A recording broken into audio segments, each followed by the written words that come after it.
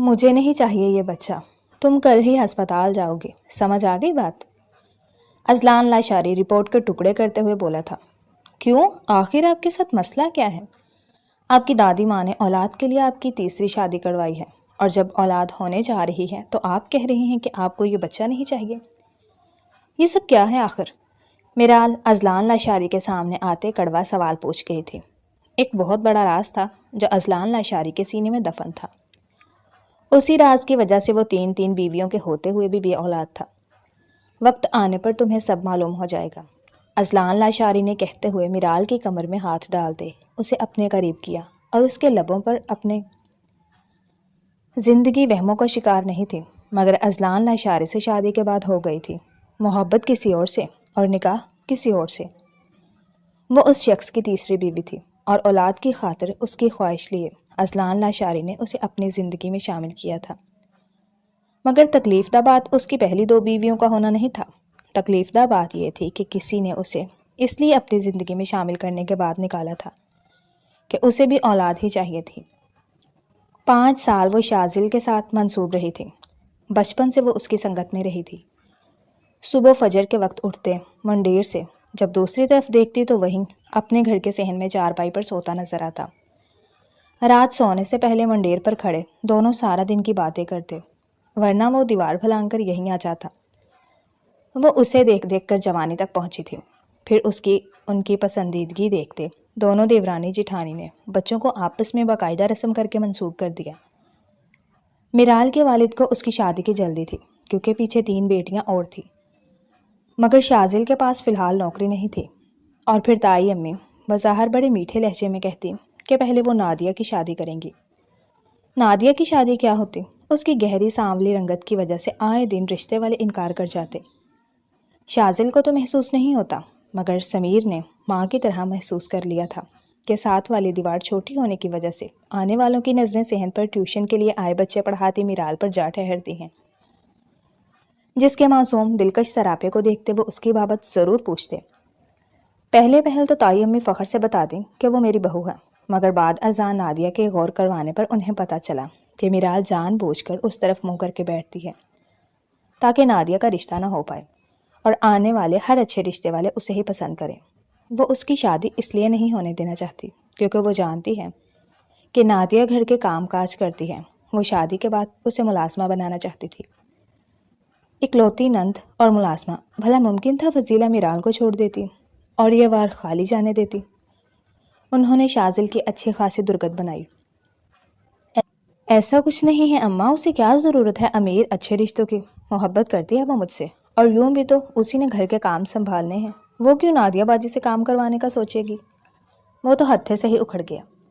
سمیر تو پاس لیٹا فون پر مزے سے گیم کھیلتا رہا، مگر نادیہ نے جو رونا شروع کیا، اتنا روئی کہ اگلے دن چاچی جب رشتے والوں کا جواب پوچھنے آئی کہ شاید کوئی امید بند گئی ہو تو فضیلہ اسے گلے پڑ گئی۔ کہاں سے ہوگا رشتہ؟ صحن کے بیچ چاند سجا کر پوچھتے ہو گرہن کس کو بھایا؟ اماں آپ مجھے گرہن اور اس تنکی میرال کو چاند کیوں بول رہی ہیں؟ نادیہ کو اعتراض ہوا۔ میں اسے سمجھا دوں گی بھابھی، میرال تو کیا میری کوئی بچی بھی اس وقت گھر کے آنگن میں نہیں آئے گی جب تک کل رشتے والے نہ چلے جائیں، بلکہ میں میرال کے ابا سے کہہ کر دیواریں اونچی کروا دوں گی۔ بڑی آئی، بیٹی کی جوانی تو سنبھالی نہیں جا رہی، کبھی میرے بھائی پر ڈوری ڈالتی ہیں، کبھی میرے ہونے والے شوہر پر۔ نادیہ نے دانت پیس کر کہا تو شبنم کی رنگت ایک پل کو زرد ہوئی۔ اگلے ہی پل وہ سنبھل کر چلی گئی۔ اگلے دن پھر سے کوئی رشتے والی فیملی آئی تھی۔ نادیہ آج پارلر سے تیار ہو کر بیٹھی تھی۔ شازل نوکری کی تلاش میں صبح سے گیا تھا۔ جون کی گرمی جوبن پر تھی، کمروں میں ہبس بھرا تھا۔ میرال نے ٹیوشن والے سب بچے باہر صحن میں شیڈ کے نیچے پنکھا چلا کر بٹھا دیے، مگر خود کمرے میں چارپائی پر جا بیٹھی۔ اللہ اللہ آپی، 2 پنکھے چلائے ہیں باہر، اپنے لاڈلے بچوں کو بھی چلا دیا، اندر خود بھی چلا کر بیٹھی ہو، فیس ان سے لیتی نہیں، بل کون دے گا؟ شازی بھائی؟ عروہ نے اسے گھورا۔ بہت گرمی ہے اندر، کمرے میں بہت ہبس ہے، صحن میں درختوں کی وجہ سے کچھ ٹھنڈی ہوا آتی ہے، بچے اندر بیمار پڑ جائیں گے۔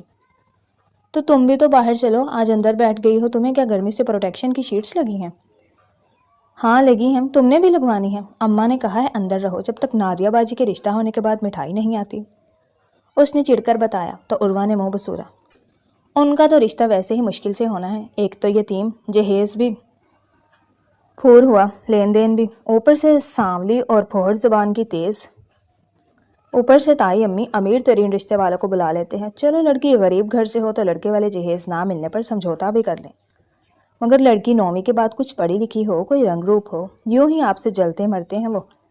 مجھے تو شازل بھائی سے بھی بہت چڑ ہے آپی، آپ جتنی خوبصورت ہیں آپ کے لیے تو کوئی شہزادہ ہونا چاہیے، محلوں کا راجکمار۔ ہائے نیلے نیلے آسمان جیسی آنکھوں والی بہن، پتہ نہیں امی تمہارے وقت میں کیا کھاتی رہی ہیں جو میرے اور باقیوں کے وقت میں کھانا بھول گئیں۔ تم دونوں آہستہ نہیں بول سکتی؟ ساری آواز باہر آ رہی۔ باہر محلے کی باجی فہمیدہ آئی بیٹھی ہیں کہ میرال سے کہو یہ قمیض شام تک سی دے۔ میں نے فی الحال جواب دے دیا ہے، شام تک نہیں سل سکتی، کمرے میں روشنی نہیں ہے اور میرال باہر نہیں نکلے گی جب تک اس گھر کی دیواریں اونچی نہ ہو جائیں۔ جو جہیز آپ ہی کو دینا بھئی، اسی کے حصے سے دیواروں کو اونچا کر لیں یا پھر آدھے پیسے تائی امی سے بھی لے لیں۔ یہ کیا رشتہ ان کی لڑکی کا نہیں ہو رہا؟ دیواروں پر پیسے ہم لگائیں، کمروں میں بھی ہم سڑیں۔ عروہ نے تنگ کر کہا، اس کی تو زبان کے آگے خندق ہے، کرتی ہوں تمہارے ابا سے بات، تمہیں بھی کوئی گھر دیکھ کر فارغ کریں۔ ہائے ماں، نیکی اور پوچھ پوچھ، پلیز میرے لیے کوئی اونچا لمبا نوجوان دیکھیں، سیکنڈ ہینڈ بھی چلے گا مگر ہو کسی ہارون عباس، زیان حیدر، معیز حیات، سالار سکندر یا فارس غازی جیسا زن مرید امیر ترین۔ ہیں لڑکی کون ہے یہ سب؟ اتنے لڑکے تم کیسے جانتے؟ شبنم بیگم تو دنگ رہ گئی۔ اس کی بکواس مت سنیں اماں، یہ سب ناولوں کے ہیرو ہیں، اور قمیض مجھے دے میں اندر بیٹھ کر ہی سی دوں گی۔ اللہ آپی آپ انسان ہیں، یہ محلے والوں کی نوکر، فری کے کام کرتی ہیں، وہ بھی خود کو اذیت دے کر۔ بہت بری بات ہے عروہ، یہ غریب لوگ ہیں، ہم ایک دوسرے کے کام نہیں آئیں گے تو کون آئے گا؟ ان لوگوں کے پاس بچے پڑھانے کپڑے سلانے کے پیسے نہیں ہوتے، پتہ نہیں کیسے گھر کی روٹی بچوں کے اخراجات پورے کرتے ہیں۔ اچھا اسکول بھیجنے، کتابوں کے اسکول کے پیسے، کپڑے خریدنے کے پیسے تو بہت ہوتے، 5000 کا سوٹ لے لیتی ہیں مگر 500 روپے سلائی دیتے موت آ جاتی ہے۔ کفایت شعاری، غربت، حالات واقعات یکدم نمودار ہو جاتے ہیں۔ اسے تو تم ہی چپ کرواؤ، میں فہمیدہ سے کہتی ہوں رات کو میاں کے ہاتھ قمیض منگوا لے۔ شبنم بیگم اس پر گھوری ڈالتی باہر نکل گئیں تو میرال قمیض کی سلائی پر جھک گئی۔ رات میں شازل سیدھا یہیں آ گیا، حسب توقع نوکری نہیں ملی تھی۔ وہ ابھی تک قمیض کی سلائی مکمل کر کے تپائی لے کر بیٹھی تھی، اسے دیکھتے چھوڑ کر شربت بنا لائی۔ تم بھی باجی اور اماں کی طرح کہا کرو، پانی تو وہ مانگے جو کما کر تھک کر آیا ہو، کاغذات لے کر آوارہ گردی کرنے والے کیا تھکتے؟ اس نے شربت کے 2-3 گلاس پی کر چارپائی پر گرتے کہا۔ میرال نے اسے رنج سے دیکھا، وہ چہرے سے ہی تھکا ہوا اور بھوکا پیاسا لگ رہا تھا۔ پتہ نہیں کیوں منگنی کے بعد سے تائی امی اور باجی بدل گئی تھی، پھر یوں ہی شازل نے کہیں ویٹرس کی جاب کر لی، نوکری کہیں مل نہیں رہی تھی اور اخراجات منہ کھولے کھڑے تھے۔ آئے دن فضیلہ اسے تانے دیتی، میرال کو منحوس کہتی، مگر میرال شازل کی خاطر سب سنتی چپ رہتی۔ انہی دنوں نادیہ کا رشتہ طے ہو گیا، اذلان لاشاری، نامور بزنس ٹائکون، ملک کا جانا مانا بزنس مین۔ فضیلہ کے پیر زمین پر نہ پڑتے، میرال اور شازل کو تو زندگی کی نئی نوید مل گئی۔ نادیہ کے ساتھ ساتھ میرال اور شازل کی بھی شادی طے پائی۔ شازل کے ولیمے پر نادیہ کی بارات بڑے دھوم دھام سے آئی۔ چاند کا ٹکڑا ہے دلہا اور دلہن سیاہ آسمان۔ ارے جوڑی تو دوسری بھی دیکھو، شازل اور میرال کی، ہور کی بغل میں لنگور۔ بڑی تیز ہے یہ فضیلہ، چن کر بہو اور داماد ڈھونڈا ہے۔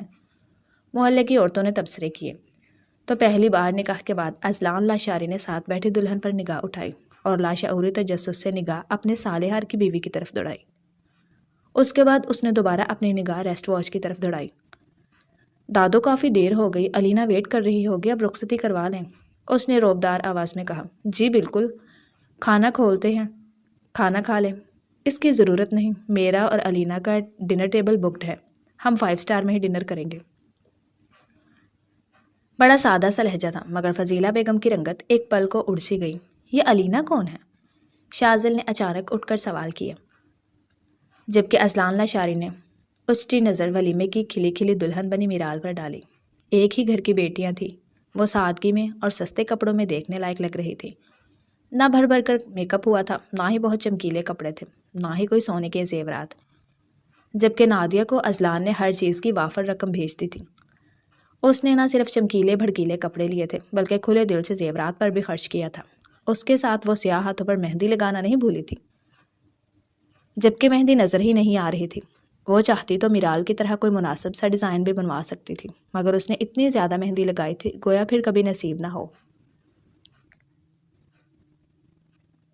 ہائی فیشنی سلیو، جبکہ اس نے گوری کلائیوں کے باوجود فل آستینوں والی فراک زیب کی تھی اور دوپٹہ بھی بنا کسی سیٹنگ کے عام گھریلو عورتوں کی طرح لیا تھا۔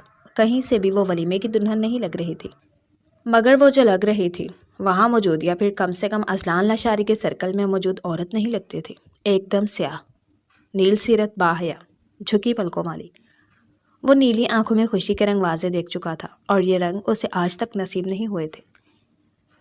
میں پوچھ رہا ہوں علینا کون ہے؟ وہ پھر بولا، وہ دراصل بیٹے فضیلہ حقلائی۔ سب اس کی طرف متوجہ ہوئے۔ میری پہلی بیوی، اذلان لاشاری نے دھماکہ کیا تھا۔ وہاں موجود ہر شخص پھٹی پھٹی نگاہوں سے اس شخص کو تک رہا تھا۔ پہلی بیوی؟ تو پھر میری بہن سے شادی کیوں کی؟ ہمارا تماشا کیوں بنایا جب پہلے سے شادی شدہ تھے؟ شازل بپھرے لہجے میں اذلان لاشاری کی طرف بڑھا۔ شٹ اپ، بی اے مین۔ تمہاری والدہ، چھوٹا بھائی اور بہن سب جانتے تھے۔ اب یہ مت کہنا تمہیں کیوں نہیں بتایا۔ ظاہر ہے تم ان کے گروپ کے ٹرسٹ ممبر نہیں ہوگے۔ ویسے بھی تمہاری نئی نئی شادی ہوئی ہے، اسے انجوائے کرو۔ میری طرف سے شادی کا تحفہ۔ اذلان نے چند 5,000 کے نوٹ جیب میں ہاتھ ڈال کر نکالتے میرال کا ہاتھ تھام کر اس میں رکھے۔ دنیا کی سب سے حسین دلہن کے لیے، وہ جو اس کی جرت پر دنگ تھی ایک دم اس کے جملے پر سرخ کندھاری ہو گئی۔ اپنا ہاتھ کھینچ کر فوراً اس کی گرفت سے نکالا۔ بیوٹیفل۔ وہ آنکھ دباتے پلٹ گیا، جبکہ اس کی اتنی بے باک حرکتیں دیکھ میرال بس بے ہوش ہونے والی تھی۔ بارات لوٹ گئی، محلے والے خوب ہنسے۔ فضیلہ نے نظروں ہی نظروں میں شازل کو چپ رہنے کو کہا۔ گھر خالی ہوتے ہی وہ اماں پر برس پڑا۔ آپ اتنا انتہائی احمقانہ فیصلہ کیسے کر سکتی ہیں امی؟ ضروری تھا کہ کوئی بزنس مین ہی آپ ہی کو ملتا؟ وہ کسی عام سے مرد سے شادی بھی کر سکتی تھی، وہ مکمل ان کا ہوتا، انہیں مکمل توجہ اور محبت دیتا۔ آپ کی لالچ نے میری بہن کی زندگی برباد کر دی۔ آج اگر ابا ہوتے تو آپ کی اس حرکت پر آپ کو گھر سے نکال دیتے، یا کم سے کم اس لاشاری کا منہ ضرور توڑ دیتے۔ بس کرو لڑنا شازل، میں نے کوئی کچی گولیاں نہیں کھیلی ہوئی۔ اس لاشاری کی اولاد نہیں ہے، اس نے اولاد کی خاطر شادی کی ہے۔ ہاں، اولاد ہونے کے بعد میری بہن سے وارث لے کر چلتا کرے گا اور اپنی اس علینا کے ساتھ رہے گا۔ ہو ہی نہیں سکتا، نادیہ بچی نہیں، پکی عمر کی ہے، اس لاشاری کی ہم عمر ہی ہوگی۔ وہ کبھی بھی اسے علینا کے جال میں پھنسنے نہیں دے گی، بلکہ بچہ پیدا کر کے اپنا رتبہ علینا سے اونچا کر لے گی۔ وہ ہنسی تھی، وہ ان کی اس قدر گیری اور گھٹیا سوچ پر دل ملا کر رہ گیا۔ سر جھکائے کھڑی بیوی کی طرف دیکھا۔ تم کیا یہاں کھڑی ہو؟ دفع ہو جاؤ اندر، اور یہ پیسے ابھی تک پکڑے ہیں، باہر پھینک کر انہیں آگ لگا دو۔ جی۔ وہ میرال پر برس کر کمرے میں چلا گیا، جبکہ فضیلہ نے اٹھ کر وہ نوٹ میرال سے چھین لیے۔ کوئی ضرورت نہیں اتنی فرما برداری کی، کاٹ کا الو، پیسہ تو رزق ہے، اسے بھی کوئی جلاتا ہے۔ مجھے دو، کل کل کو بیٹی داماد آئیں گے، کھانے پکانے اچھی طرح ہو جائے گا۔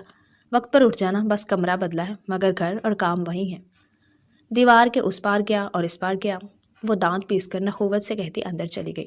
وہ بھی سر جھکائے اندر گھس گئی، جہاں اس کے شوہر کو یقیناً اس وقت اس کی ضرورت تھی۔ ایسے ہی زندگی کے صفحات بدلنے لگے۔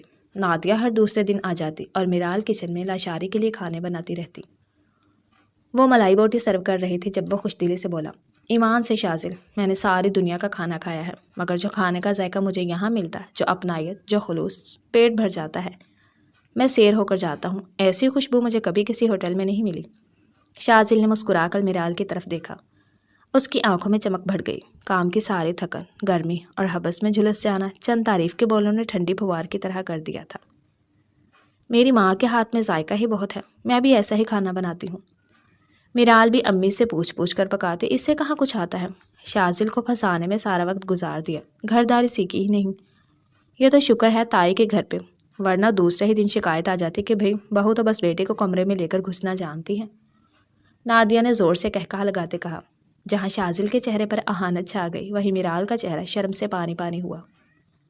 وہ کسی سے بھی نظر ملائے بنا ڈرائنگ روم میں سے نکل گئی۔ پھر ایک دن اچانک وہ گھر اکیلی تھی، جب نادیہ اور لاشاری آ گئے۔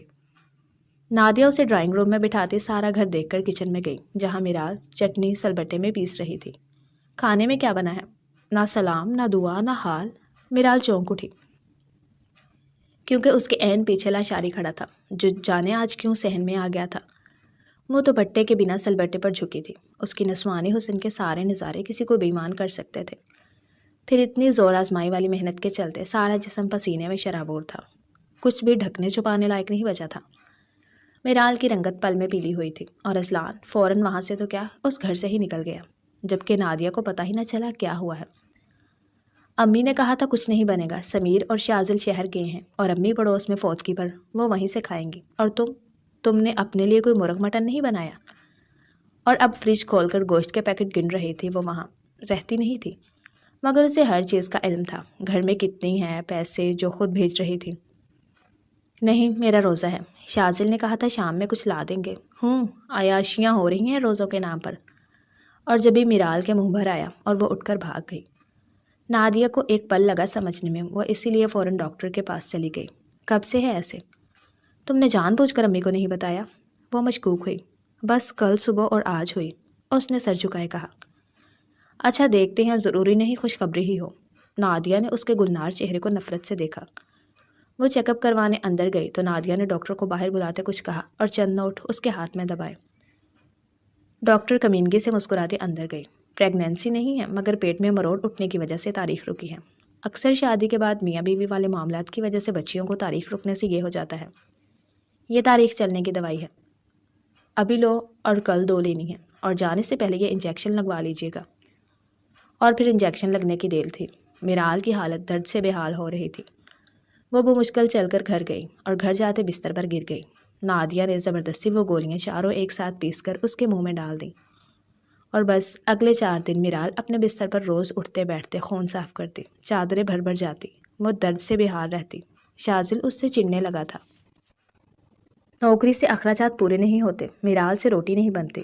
نادیہ رہنے آئی تھی، روز بھائی سے شکوے شکایت کرتی اور باقاعدہ سے حمل نہ ٹھہرنے والی دوائی اس کے کھانے میں ملاتی۔ جانے سے پہلے وہ یہ ڈیوٹی اپنی ماں کے سپرد کر گئی۔ 4 مہینوں میں شازل کی محبت مر گئی۔ لڑائیاں، جھگڑے، فساد، بچہ نہ ہونے کا غم۔ شازل کو ہر بات میں وہ قصوروار دکھتی۔ نادیہ نے اسے بانجھ ثابت کر دیا۔ اتنی محبت کرنے والے پڑھے لکھے شازل کو یہ سمجھ نہیں آیا۔ اس کی بہن بھی تو ابھی تک خوشخبری نہیں دے پائی۔ نادیہ ہمدردی سے اسے آئے دن ڈاکٹر کے پاس لے جاتی اور ہر مہینے انجیکشن لگوا لاتی، جس سے اس کے تمام انڈے ضائع ہو جاتے، اور وہ ہر پیریڈز پر شازل اور فضیلہ کی گالم گلوچ سنتی۔ اور پھر جانے کیسے فضیلہ کی یہ حرکت اذلان ناشاری تک پہنچ گئی۔ وہ کب اس ہسپتال پہنچا، کب اس نے ڈاکٹر کی خبر لی، اس نے وہاں کھڑے کھڑے نادیہ کو طلاق دے دی۔ تم جیسی عورت جو کسی کا بچہ بار بار مار ڈالے وہ عورت نہیں ہو سکتی۔ تم صرف شکل سے نہیں، دل سے بھی بدصورت ہو، لعنت ہے تم پر، اس نے کہا اور چلا گیا۔ جبکہ گھر جاتے ہی نادیہ نے طوفان کھڑا کر دیا۔ چکر چل رہا تھا اس بانجھ کا میرے شوہر سے، رنگے ہاتھوں پکڑا ہے، رنگ باز کو۔ ارے جو لڑکی شادی سے پہلے جوانی نہ سنبھال سکی، شادی کے بعد کس حد تک گئی ہوگی۔ مجھے تو سن کر حیرت ہو رہی ہے یہ۔ اور وہ لاشاری مل کر مجھے حمل روکنے کے ٹیکے لگوا رہے تھے۔ تبھی ہر ماہ مجھے یہ ڈاکٹر کے لیے لے جاتی تھی۔ میری بھولی بھالی بیچاری اس کے جال میں پھنس گئی۔ میرال نے لاکھ صفائی دی، لاکھ شازل کے پیر پکڑے، مگر شازل نے اسے طلاق دے دی۔ اس کے بعد عدت تک وہ سنبھل گئی۔ اس نے خود کو اپنے ماں باپ کے لیے پھر سے مضبوط کر لیا، اور اچانک لاشاری کا رشتہ آیا تو گھر میں بونچال آ گیا۔ نہیں ابا، یہ الزام سچ ثابت ہو جائے گا۔ ویسے بھی جس شخص نے مجھ سے محبت کی مجھے وہ نہیں بسا سکا تو لاشاری تو پھر 2 بیویاں رکھی ہیں، میں اس کی نظر میں کیا ہوں گی؟ نادیہ کو وہ چھوڑ چکا ہے۔ اس کی دادی بتا رہی تھی پچھلے مہینے علینا بھی واپس امریکہ چلی گئی ہے۔ وہ ماں نہیں بن سکتی، اسے اولاد کی طلب ہے۔ میں بانجھ ہوں، سنا نہیں تھا؟ نادیہ باجی نے کہا تھا میں بانجھ ہوں۔ اس کا حلق تک کڑوا ہو گیا، آنکھوں میں نمکین پانی رسنے لگا۔ ابا کے ساتھ ساتھ باہر کھڑی دادو کا دل بھی بھر آیا۔ اس سے پہلے ابا کچھ بولتے، دادو اندر آ گئیں۔ تو بانجھ نہیں، بانجھ تو لوگوں کی سوچ ہے۔ جلتی تھی وہ پہلے دن سے تمہارے حسن سے، تمہارے صبر سے، تمہارے ہاتھ کے ذائقے سے۔ جب میرا پوتا اسے کہتا کچھ تو میرال سے بھی سیکھا کرو، مگر وہ تنک جاتی۔ پہلے ہی دن تمہاری سادگی سے لے کر تمہاری بنائی دال تک اس کے اندر رچ بس گئی تھی۔ وہ واپس آتا تو نادیہ سے بارہا کہتا، میرال سے پوچھ کر ویسی ہی کڑی، ویسی دال، ویسا گوشت، ویسی بھنڈی پکانا۔ اور نادیہ ہر بار یا تمہارا مذاق اڑاتی یا تحمل سے کہہ دیتی کہ میں نے کچن میں جھلسنے کے لیے شادی نہیں کی۔ میرا بچہ بڑا صابر ہے، اس نے تو کبھی رنگ روپ کو بھی اہمیت نہیں دی۔ اس نے نادیہ کو بسانے کی بہت کوشش کی، مگر اس کے نصیب۔ اور علینا بھی پتہ نہیں کیوں، مگر ماں نہیں بننا چاہتی تھی۔ اس نے پہلے ہی دن انکار کر دیا تھا، اسے ماڈلنگ کرنی تھی۔ اذلان نے ہی پچھلے ماہ اسے طلاق دے کر کسی کمپنی سے ملوایا ہے۔ جانے اس میں اتنا صبر کیسے ہے؟ میں جب تمہیں دیکھتی تھی میرے دل میں دعا آتی تھی کہ کاش میرے صبر والے بچے کے لیے یہ صابر بچی ہوتی، مگر شازل اور تم منسوب تھے، اس لیے میں نے دل کی دعا اللہ سے کی اور دبا ڈالی۔ اب مجھے موقع ملا ہے تو بیٹی خالی ہاتھ مت لوٹانا۔ پلیز مجھے شرمندہ نہ کرے دادو، اگر میں نے ہاں کر دی تو مجھ پر لگے الزامات سچ ہو جائیں گے۔ دادوں نے سر جھکا لیا جیسے ہار گئی ہوں۔ تب ابا نے اس کے سر پر شفقت سے ہاتھ پھیرا۔ ان لوگوں کی پرواہ مت کرو میرو، جنہوں نے تمہیں بے رنگ کر دیا، اپنے رنگ پھر سے تلاش کرو، تمہارا باپ تمہارے ساتھ ہے۔ انہوں نے کہا تو وہ دونوں ہاتھوں میں چہرہ چھپائے رو دی۔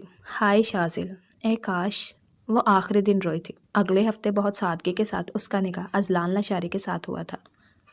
وہ سرخ ہلکے کامدار فراک پر سرخ دوپٹہ لیے اپنے ہاتھوں میں کانچ کی چوڑیوں کو دیکھتی، مہندی کے بوٹوں کو نہ ہارتی ماضی کی بھول بھلیوں میں جا چکی تھی۔ اذیت کی لہریں اس کے وجود میں چھانے لگیں جب جانی پہچانی خوشبو نے اسے اپنے حصار میں لیا۔ وہ کب آیا تھا؟ اس نے کیسے اس کے شانے سے لگ کر آنسو پونچھے؟ میرال کو ہوش تو تب آئی جب وہ اس کی پلکوں کو چوم رہا تھا۔ ان آنکھوں میں صرف محبت، حیا اور خوشی کے رنگ ہوں گے، چوتھا کوئی رنگ میں نہیں دیکھنا چاہتا۔ انہیں بے قدروں کے لیے رو کر ضائع مت کرو میری جان، وہ بوجھل لہجے میں بولا تو میرال اس کی گرفت میں کسمس آئی۔ کیا ہوا؟ کپڑوں کا کام لگتا ہے۔ اوکے، واش روم میں کپڑے ہینگ ہیں، تم فریش ہو جاؤ، مجھے ویسے بھی سادہ کپڑوں میں اپنی میرال زیادہ حسین لگتی ہے۔ اس کے گال پر نرمی سے ہاتھ پھیرتے کہا تو وہ سرخ ہوتے اٹھ گئی۔ اذلان لاشاری نے سر کے نیچے دونوں ہاتھ باندھ کر تکیہ بنایا اور آنکھیں بند کر لی۔ دوبارہ جب آنکھ کھولی تو وہ سر پر دوپٹہ لیے یہاں وہاں دیکھ رہی تھی، سادہ سا گلابی لباس، گلاب چھلکاتا چہرہ۔ وہ نظروں ہی نظروں سے اس کا صدقہ اتارنے لگا، انگشتِ شہادت سے اسے اپنے قریب بلایا۔ وہ جانماز، وہ بھی مل جائے گا، شوہر کی خدمت کرنا بھی عبادت ہے۔ وہ مسکراتے کھڑا ہوا تو وہ ڈر کر 2 قدم پیچھے ہٹی۔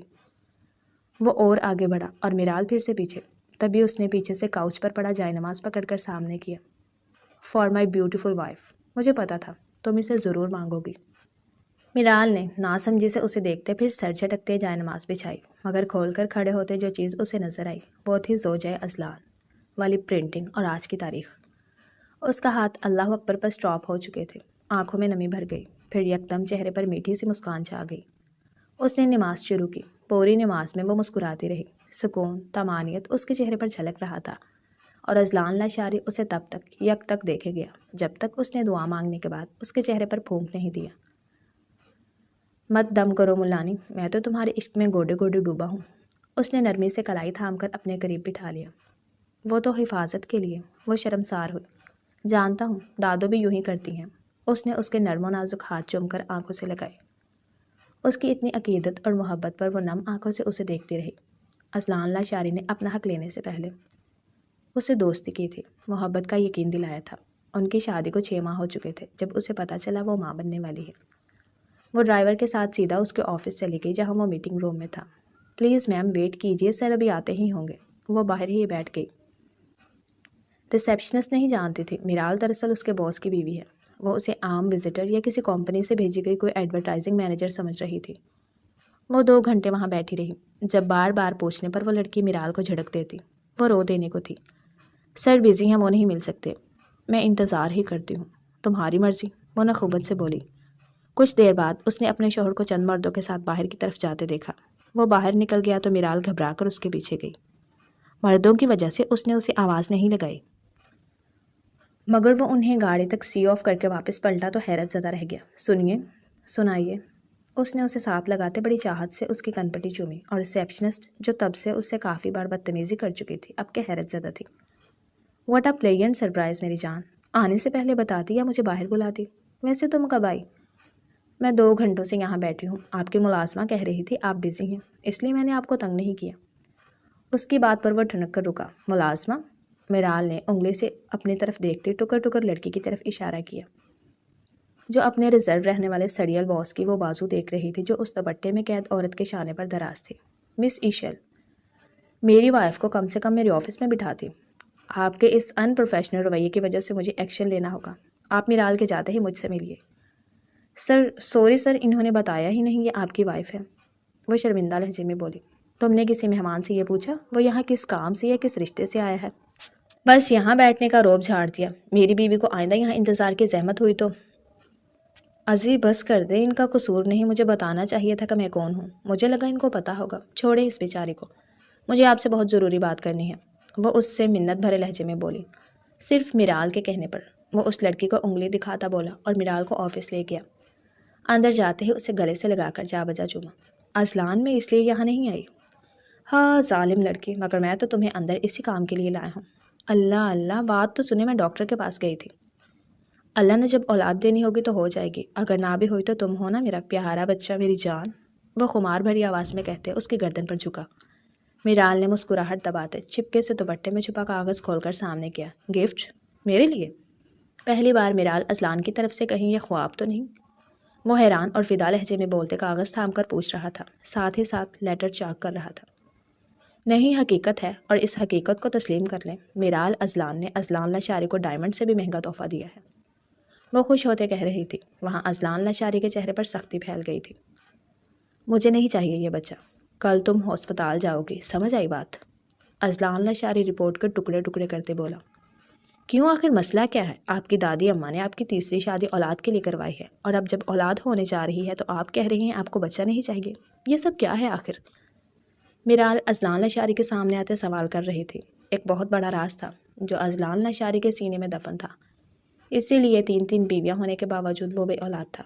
وقت آنے پر تمہیں سب پتہ چل جائے گا، اذلان لاشاری نے کہتے اس کی کمر میں ہاتھ ڈالتے اپنے قریب کیا، اس کے لبوں پر اپنے پرحدت ہونٹ جما دیے۔ تنگ مت کریں اذلان، آپ کو اولاد چاہیے تھی، اب جب مل رہی ہے تو آپ کا ریئیکشن کیسا پھیکا اور سنگ دلانا ہے؟ وہ اسے پرے کرتی ہونٹ صاف کرتی رو دی۔ میرال، تم اور میں خوش ہیں، میں تمہارا خیال رکھتا ہوں، محبت کرتا ہوں، جب میں ہی اولاد نہیں چاہتا تو پھر مسئلہ کیا ہے؟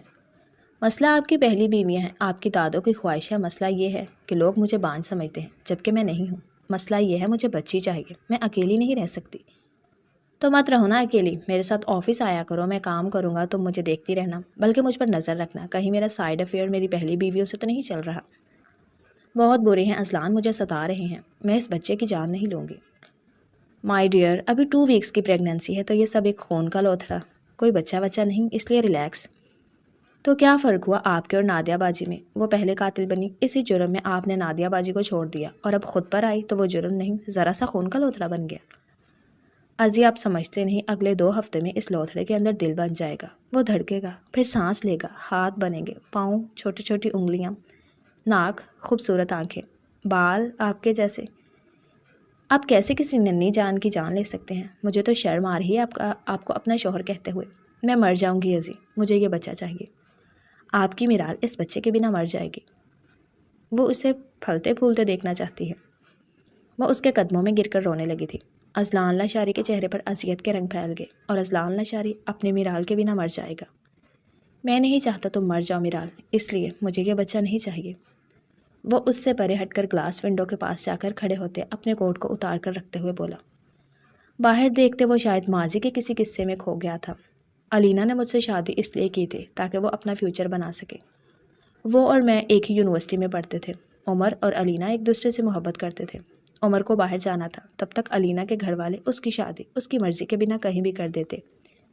ایسے میں عمر نے مجھ سے مدد مانگی، میں وقتی طور پر علینا سے شادی کر لیتا جب تک عمر واپس نہیں لوٹتا، اور اس طرح کرنا بہت مشکل تھا، اس لیے میرے اور علینا کے نکاح سے پہلے میں نے عمر اور علینا کا نکاح کورٹ میں کروا دیا تھا، تاکہ جب علینا اور میرا نکاح ہو تو وہ میری نامحرم ہی رہے۔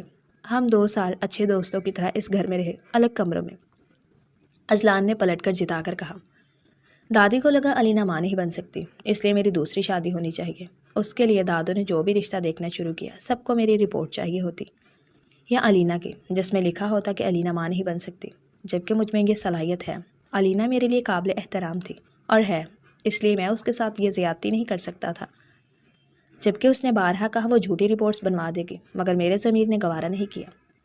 پھر دادوں کو جانے کہاں تم نظر آئی، تمہارے پیچھے پیچھے وہ نادیہ کے گھر پہنچ گئی، وہاں سے پتہ چلا تم شازل کے ساتھ منسوب ہو۔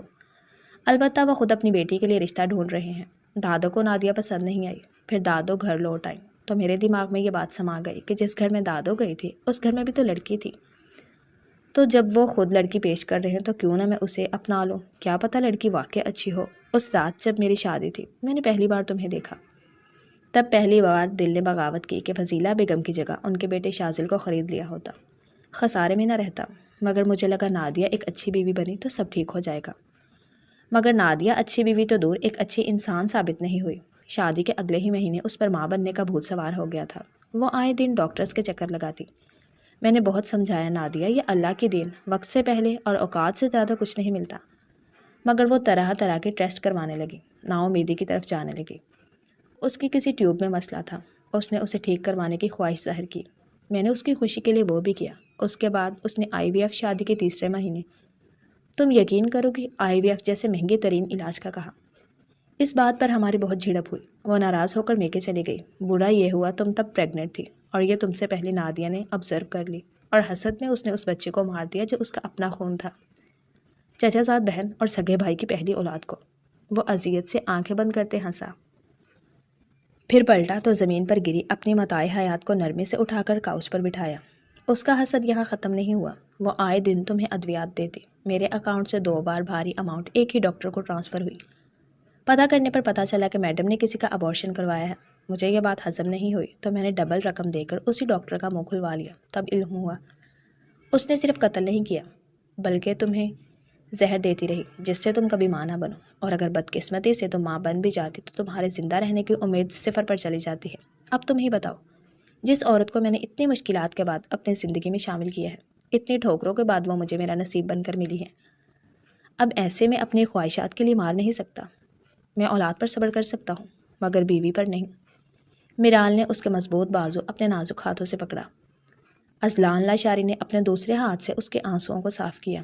رو مت میری جان، تم جیسی باوفا باحیا محبوبہ پر 1000 خواہشات قربان، اس نے کہا، مگر میرال نے نفی میں سر ہلایا۔ میں اس بچے کو کسی قیمت پر نہیں ماروں گی ازی، چاہے میری جان ہی کیوں نہ چلی جائے۔ آپ چاہتے ہیں لوگ مجھے سچ میں بانجھ سمجھیں؟ کسی کے کہنے سے کوئی بانجھ نہیں ہو جاتا میرال، اور تم ان لوگوں کے لیے مرنا چاہتے ہو جو تمہیں مارنا چاہتے تھے، مگر تم اس کے لیے زندہ نہیں رہنا چاہتے جو تمہیں زندہ دیکھنا چاہتا تھا۔ اذلان لاشاری کے ماتھے پر لاتعداد بل پڑ چکے تھے۔ اس نے دانت پیستے کہا، مگر وہ ڈھیٹ بنی رہی، حتیٰ کہ اس نے زبردستی اس کی کلائی دبوچ کر اسے اٹھایا۔ تم پر تم سے زیادہ حق میرا ہے مسز اذلان لاشاری۔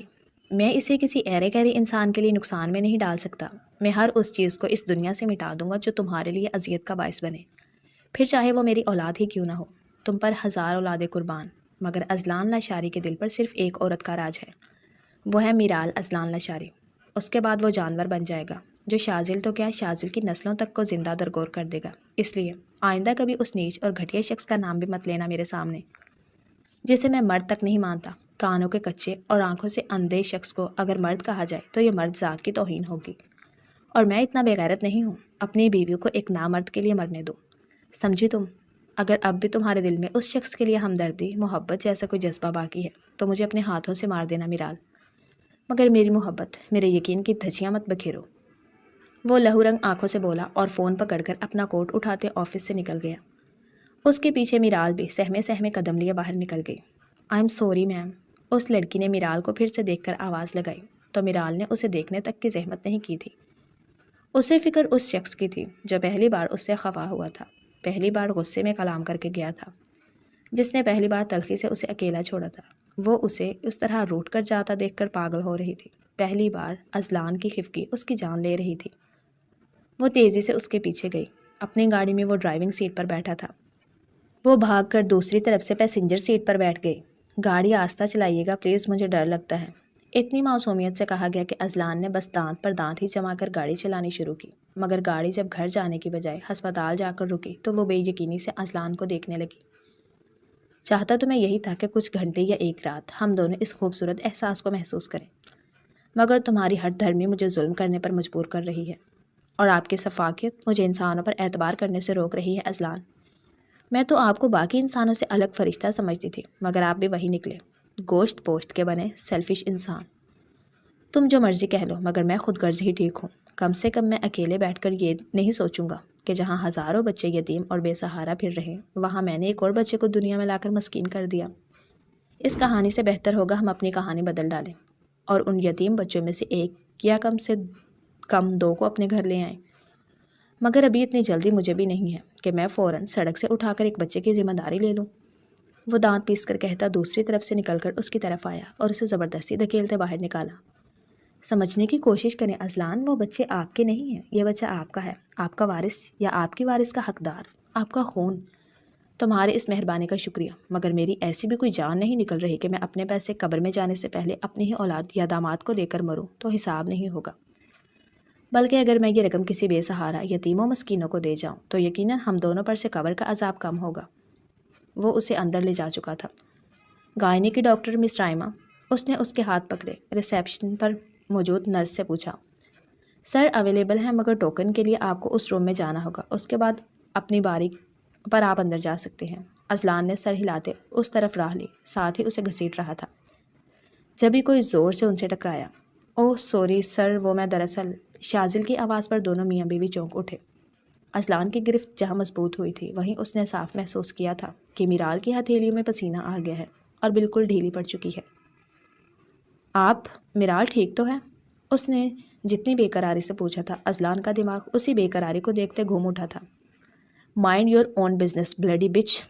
وہ دانت پر دانت جمائے میرال کو اس طرف لے گیا۔ شازل کو میرال کے چہرے پر جو نظر آیا، ایسا اس نے اس وقت دیکھا تھا جب وہ اسے چھوڑنے والا تھا اور وہ رحم کی بھیک مانگ رہی تھی۔ اس کے دماغ میں جکڑ سے چل اٹھے۔ میرال سے معافی مانگنے کا اس سے اچھا طریقہ کیا ہو سکتا ہے؟ میں اس کی مدد کروں گا، شاید اسی سے میرے جرم میں کچھ تلافی ہو جائے اور میری بہن صحت یاب ہو جائے۔ وہ ان کے پیچھے گیا۔ جب اس نے ٹوکن والی لڑکی کو اذلان لاشاری سے بھاری رقم لے کر اسے اندر جانے کا راستہ لیتے دیکھا، وہ تیزی سے اس طرف گیا۔ یہ آدمی، اس کے ساتھ عورت کس لیے آئے ہیں؟ ان کے ساتھ جو لیڈی ہیں وہ شاید پریگننٹ ہیں، اور وہ آدمی پوچھ رہا تھا کہ ہمارے ہاسپٹل میں ابارشن ہوتے ہیں کیا؟ بیچاری، کتنا درد تھا اس کی آنکھوں میں، لڑکی نے تعصب سے کہا، مگر شازل کے منہ پر جیسے کسی نے کھولتا تیل ڈال دیا تھا۔ وہ بانجھ ہے، وہ مجھے ماں بننے سے روکنے کے لیے انجیکشنز لگواتی رہی۔ وہ اذلان لاشاری کے ساتھ ناجائز تعلقات لی ہے، بدچلن، پھوہڑ، بدسلیقہ۔ ماں جیسی ماں کی حاسد نگاہ میرا شوہر کھا گئی، اور بیٹی کی حاسد نگاہ میرا داماد چھین کر لے گئی۔ بانجھ، بدکردار، بانجھ، بانجھ، بانجھ۔ بار بار ہر آواز بجلی بن کر اس کے کانوں میں گھس رہی تھی، اور وہ اپنے ضمیر کی عدالت میں وہاں جا کھڑا ہوا تھا جہاں سے وہ اس طرح گرا تھا جیسے اب خود سے نظر ملانا محال ہو۔ وہ میرال کا اسے دیکھ کر شرمانا، گھبرانا، بھاگ جانا، اس کے گھر آتے پانی دینا، تازہ روٹی پکانا، سالن گرم کرنا، ماں بہن کے تانے، بہت بڑا افسر ہے نا، اس کے لیے الگ لکڑیاں جلاتی ہے، اس کے ہر رات کپڑے دھو کر استری کرنا، نادیہ کے طنز، ڈپٹی کمشنر لگا ہے نا، سوٹ پر سلوٹ ہوئی تو امپریشن خراب ہوگا۔ وہ مرے مرے قدموں سے اندر کے دروازے کے پاس گیا تاکہ اذلان لاشاری سے کہہ سکے کہ وہ اس پر ظلم نہ کرے جو اس نے شاید اس کی بہن کے ساتھ کیا، یا یہ بھی جھوٹ تھا، مگر اندر سے آنے والی آوازوں نے اسے ٹھٹکنے پر مجبور کر دیا۔ اندر ڈاکٹر اذلان لاشاری سے پوچھ رہی تھی، آپ یہ ابارشن کیوں کروانا چاہتے ہیں جبکہ آپ کی مسز بھی راضی نہیں ہیں؟ سوری ٹو سے، مگر مسٹر اذلان، ہم ابارشن صرف بحالت مجبوری کرتے ہیں جب کسی کی جان بچانی ہو یا آنے والی جان بوجھ ثابت ہو، یا پھر تیسری اور آخری وجہ والدین کی عزت بچانی ہو۔ چوتھی اور پانچویں یہاں کوئی وجہ نہیں ہوتی، اور زبردستی تو میں نے کبھی کسی ابارشن نہیں کیا، لیکن اگر بات سنگین ہے تو ظاہر ہے آپ کو وجہ بتانی ہوگی۔ میری وائف کا پہلے بھی مس کیریج ہو چکا ہے، ان کی کزن نے دھوکے سے انہیں لوکل کلینک لے جا کر نہایت گھٹیا طریقہ کار سے کچھ ہفتے یا کم سے کم 1 ماہ کا حمل ضائع کروایا۔ اس کے بعد ان کی وہ جاہل گنوار کزن حسد کی وجہ سے انہیں مختلف ادویات دیتی رہی، اور اس کی انتہا یہ تھی کہ جب مجھے علم ہوا تو اس کلینک میں ڈاکٹر نے بتایا کہ یہ یا تو اب محترمہ اپنی کزن کے اندھی محبت میں ماں نہیں بن سکتی، دوسری صورت میں اگر یہ بچہ پیدا کرتی ہیں تو ان کی جان بھی جا سکتی ہے۔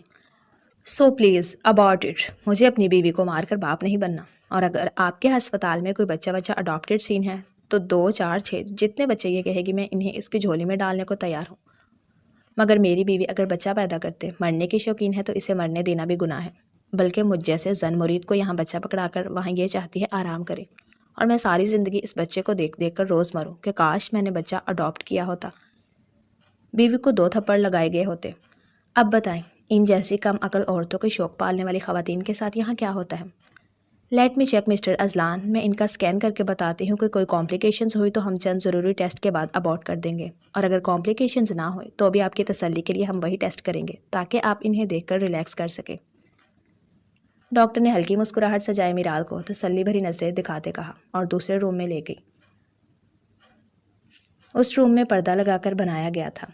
باہر شازل کی ٹانگوں میں جیسے جان نکلنے والے تھے، انکشاف در انکشاف۔ پھر میرال کو مرتے تو وہ بھی نہیں دیکھ سکتا تھا، محبت تھی، نبھائی نہیں گئی تھی، مگر اسے قدردان شخص کے ساتھ دیکھ کر تسلی ہوئی تھی جو اس کی حفاظت اس سے بہتر کر رہا تھا۔ ہاں، وہ اتنی آسودہ زندگی ہی کی حقدار تھی۔ ڈاکٹر اور میرال واپس آئیں تو اذلان کی تب سے مسلسل ہلتی ٹانگ نے زور پکڑ لیا۔ ہونٹ کا کنارہ منہ میں ڈالتے اس کا ماس زور سے کاٹا کہ منہ میں خون کا ذائقہ گھل گیا۔ 3 ماہ کی پریگننسی ہے مسٹر اذلان، آپ کا بچہ اور بیوی دونوں ماشاءاللہ بہت فٹ ہیں۔ باہر جیسے شازل کا رواں رواں بہار بنا، اندر اذلان لاشاری میں جیسے کسی نے نئی روح پھونک دی تھی۔ آپ کی تسلی کے لیے کچھ ٹیسٹ لکھ رہی ہوں، انہیں کروا کر چیک کروا لیجیے گا، اور یہ کچھ ملٹی وائٹامن انہیں ضرور لینے ہیں۔ اور پلیز کسی بھی 3rd کلاس کلینک والی ڈاکٹر کے کہنے پر مت جایا کریں۔ ہو سکتا ہے اس نے یہ جھوٹ اس لیے بولا ہو کہ وہ ڈاکٹر آپ کی مسز کی کزن کے کہنے پر یہ ثابت کرنا چاہتی تھی کہ میرال خدا نخواستہ بانجھ ہے، جبکہ ایسا نہیں ہوتا۔ اتنے کم عرصے میں کسی کو ہم مکمل بانجھ نہیں بنا سکتے۔ آپ کو اس ڈاکٹر کے بارے میں ایکشن لینا چاہیے۔